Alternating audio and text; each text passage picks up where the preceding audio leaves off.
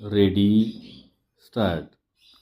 भूकंपाच्या प्रचंड आपत्तीला तोंड देत असता इतर क्षेत्रात आपण जी कामे हाती घेतली आहेत त्याकडे आपण आपले दुर्लक्ष होऊ दिलेले नाही. या क्षेत्रातही आपण प्रगती करीत आहोत.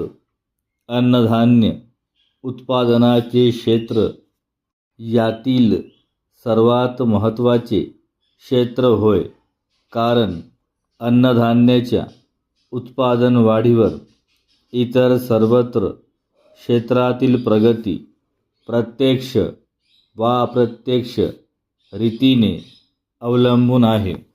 अन्नधान्याचे उत्पादन वाढवून स्वयंपूर्ण होण्याची जी प्रतिज्ञा आपण 3 वर्षापूर्वी केली तिचे यश आज आपल्या हाताला लागले आहे.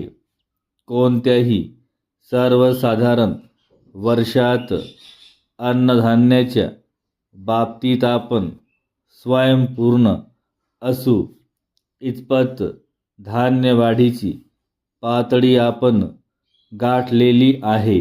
परिच्छेद. वेगळ्या शब्दात सांगावयाचे म्हणजे ज्या वर्षी अवर्षण, अतिवर्षण यासारखी पिकांवर अनिष्ट परिणाम करणारी परिस्थिती उद्भवणार नाही, त्या वर्षी आपल्याला धान्याची तूट पडणार नाही. वस्तुतः गेल्या वर्षी अन्नधान्याच्या बाबतीत आपण स्वयंपूर्ण होऊ अशी परिस्थिती निर्माण झाली होती. पूर्वी दुर्दैवाने डिसेंबर महिन्यात सहसा कधीही न होणारा पाऊस राज्याच्या अनेक भागात झाल्यामुळे खरीप पिकांवर त्याचा फार वाईट परिणाम झाला. ज्वारीची उभी कणसे मातीला मिळाली.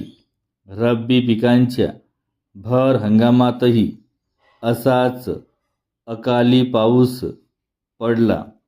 या पाठोपाठ गारपीट, थंडीची लाट याही दुर्घटना घडल्या.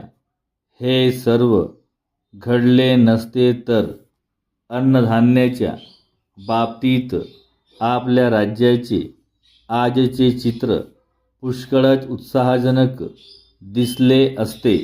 परिच्छेद. आज अन्नधान्य वाढीच्या दृष्टीने खेडेगावाच्या पातळीपर्यंत कार्यक्षम अशी यंत्रणा उभी केली आहे.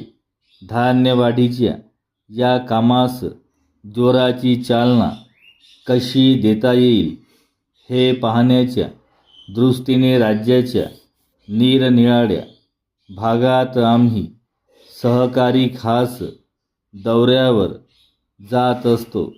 दौऱ्यात मला आढळून आले की शेतकऱ्यांत आज अमाप उत्साह आहे. उत्तम व संकरित बियाणे, सुधारलेली खते, पिकास पाणी देण्याच्या आधुनिक पद्धतीचा अवलंब केला आहे.